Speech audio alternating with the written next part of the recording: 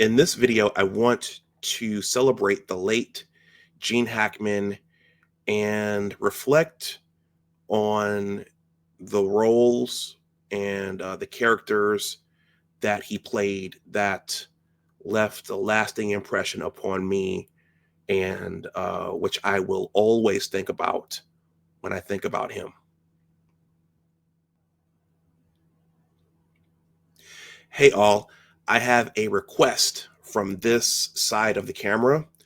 Please smash that like button and also consider subscribing to the channel if you are not subscribed. Hey everyone, welcome back to Big Discussions 76, Entertainment and Media. My name is Dr. Anwar Yusuf Dunbar. I am the owner and the content creator for this channel. I am a fan of all kinds of media, and on this channel, I discuss all things media. So we just got word last week that Gene Hackman passed away. They're still looking into what exactly happened to him and his wife, and it will be a while before they actually come up with some sort of conclusion about what the cause of death was for the both of them. There are stories about that on Google, on multiple news outlets. I'm not going to spend time on that in this video. There are a few roles that I think about when I think about Gene Hackman, and so I just wanted to celebrate him a little bit and talk about those roles because those roles, some of those go back to my childhood, and so those are etched into my memory. And I've covered several actors and actresses on this channel when they've passed away. I just haven't done it recently, but when one of these classic actors or actresses die, particularly from my childhood, it hits in a certain way because those individuals were a part of my life, and when they make art and when they play characters in a certain way that they make an impression upon you and society and your peers, it really hits you a certain way when they pass away. So in this video, I want to talk about some of Gene Hackman's roles that were very, very memorable for me. There might be others for you, but these are very, very memorable roles for me.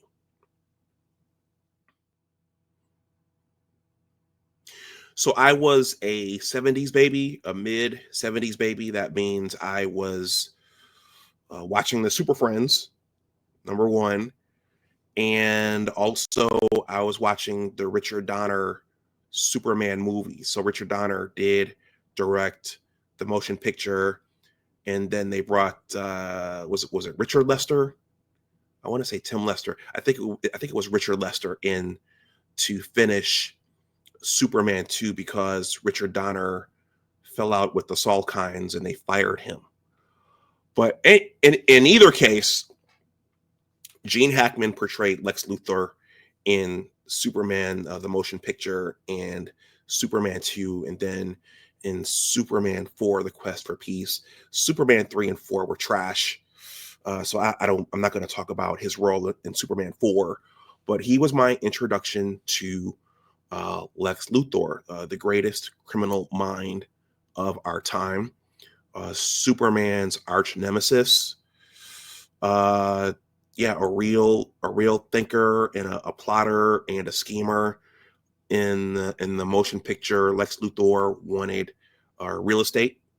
He wanted to destroy the California coast and then rename the new coast after himself. So I won't get into the plot, but he played Superman's arch nemesis in those first two movies.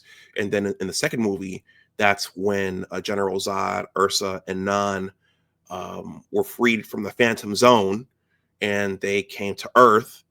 And Lex Luthor figured out where Superman's lair was, and he also tried to partner with General Zod, Ursa, and Nan. And one of the best scenes of that movie, and one of my favorite scenes of all time, is when Superman regains his powers, returns to the Daily Planet, pulls up to the window, crosses his arms, and says, "General, would you care to step outside?" And then Gene Hackman, playing Lex Luthor, says, "Oh God, thank God," because he promised General Zod that he would deliver the son of Jor-El. And so when Superman showed up, he said, "Thank God." And then General Zod looked at him as though, "Wait, my name is Zod, not God." And then Gene Hackman's Lex Luthor says, "I mean, get him." And then Terrence Stamp utters one of the most powerful lines of all time when he says, "Come to me, son of Jor-El, kneel before Zod."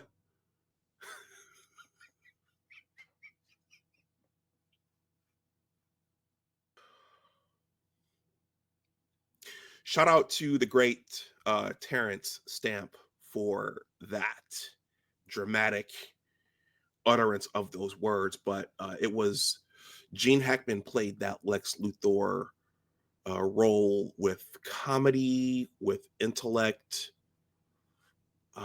comedy and intellect. And that was my first childhood recollection of Gene Hackman, and that's probably the first role that made an impression upon me, because in every other instance up to that point, I'd only seen Lex Luthor in animation.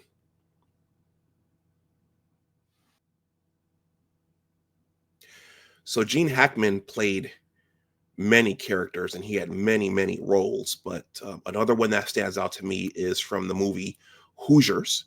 In Hoosiers, he played Coach Norman Dale, and in that movie, he moved to a small town and took over the boys basketball team for the high school. Basketball in Indiana is like a religion, and that was depicted in the movie.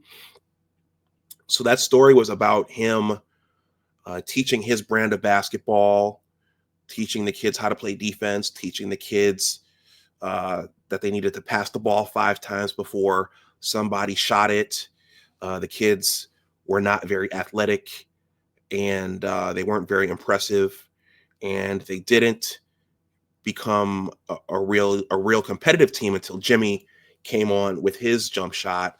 But the story was about him earning the trust of the kids and their family and getting them to believe. And by the end of the movie, he led the team to the state tournament and the state title, where they knocked off a more athletic and a more diverse team from Gary, Indiana. And his love interest in the movie, was it Barbara Hershey? It might have been Barbara Hershey. I don't remember for sure who his love interest was, but that was another role that really stood out to me, because uh, the players developed a love for him, and he developed a love for them. And I think the ending shot of the movie was a zooming in of that team, him and that team, and you could hear his words about believing in the kids. And I'm going to talk about my book at the end of this video, but on my high school basketball team, the coach that put me on as a sophomore, and whom I really believed in, one of the stories that I heard from my book was that when he took our basketball program over years before I got there, it was like Hoosiers, because he taught the game in that textbook way. He taught the game in that exact same way. So one of my favorite roles that Gene Hackman played was in the movie Hoosiers.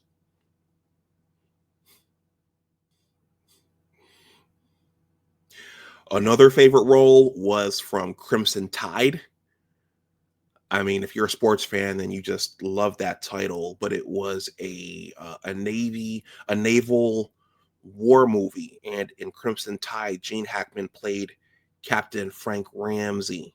Okay, and in one of the most iconic scenes in that movie, they're all boarding the submarine, and he addresses. It's raining, and he's addressing the crew, and he's got his doggy.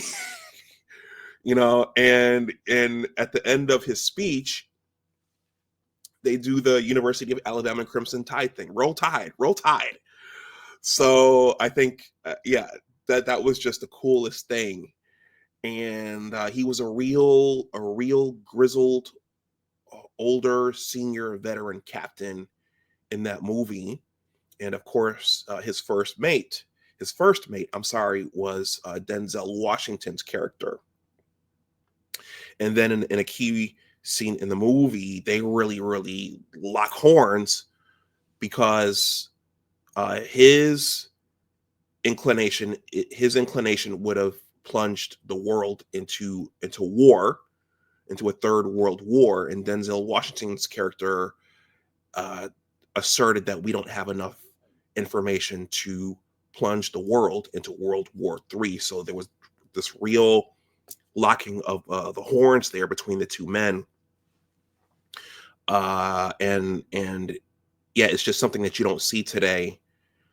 Men being men, there was a lot of testosterone in that scene, in that sequence, and in the movie. Not in an Arnold Schwarzenegger Predator type of way, but just military men um, interacting with one another, and being in a very, very heated discussion, and a very, very heated face off. So that was one of my favorite roles.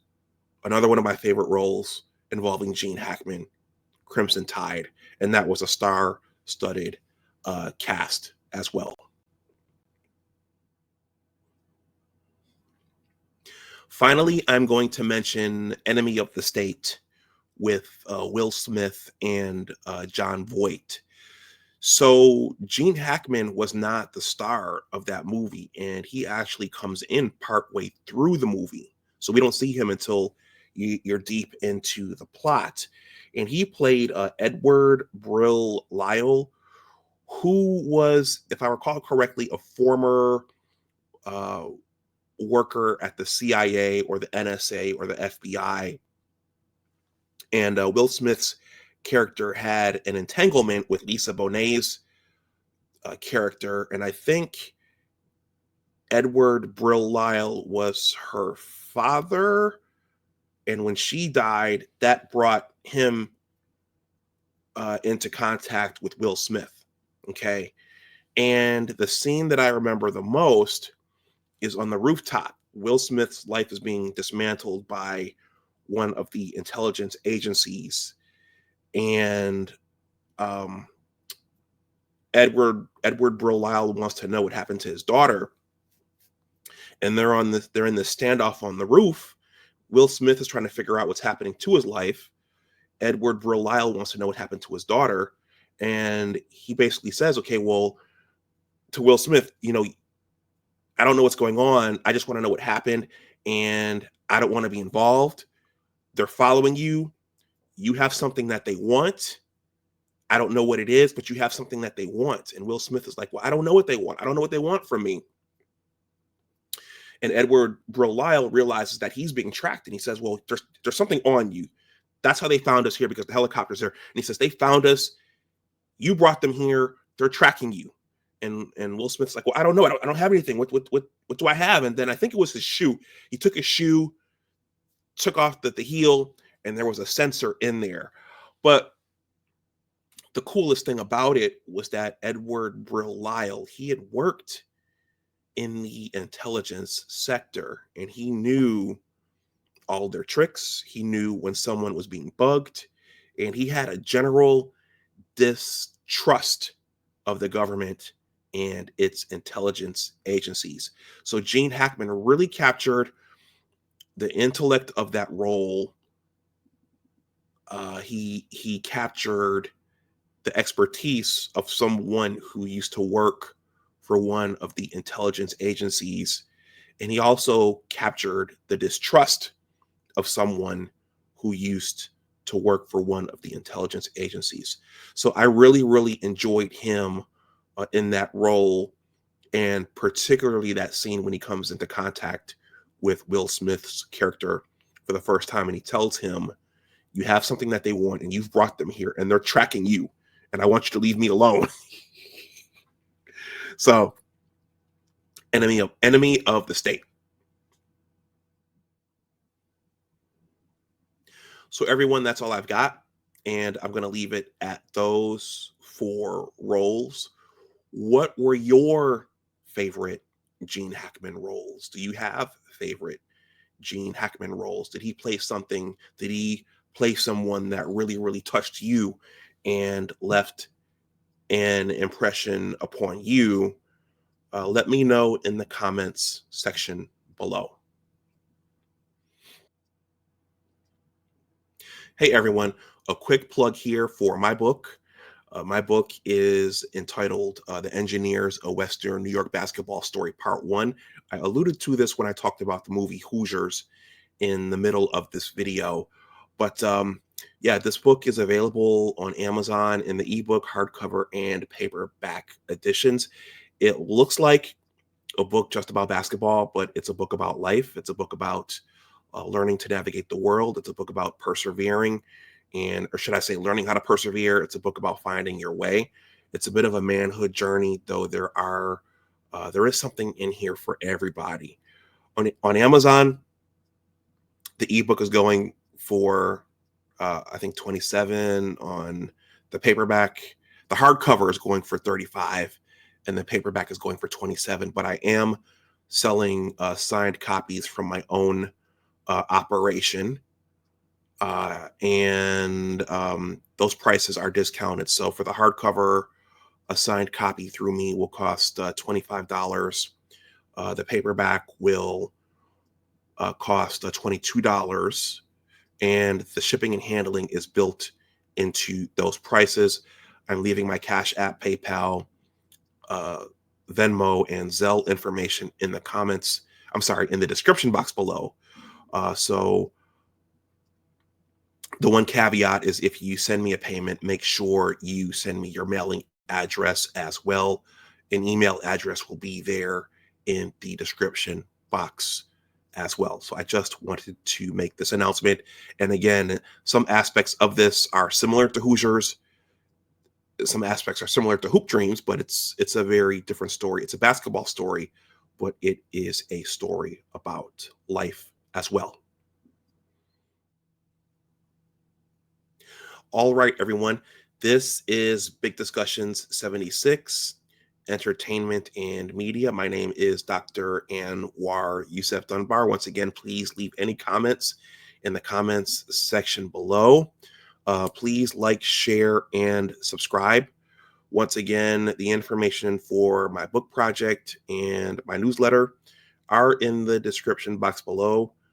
And even if you don't want a book and you want to make a donation to the channel, my payment information is there in the description box. And I think I will wrap this up there. Yeah, as always, remember that your attitude determines your altitude. Always try to do your best. Take care, and I will talk to you the next time. And thank you for watching. Bye-bye.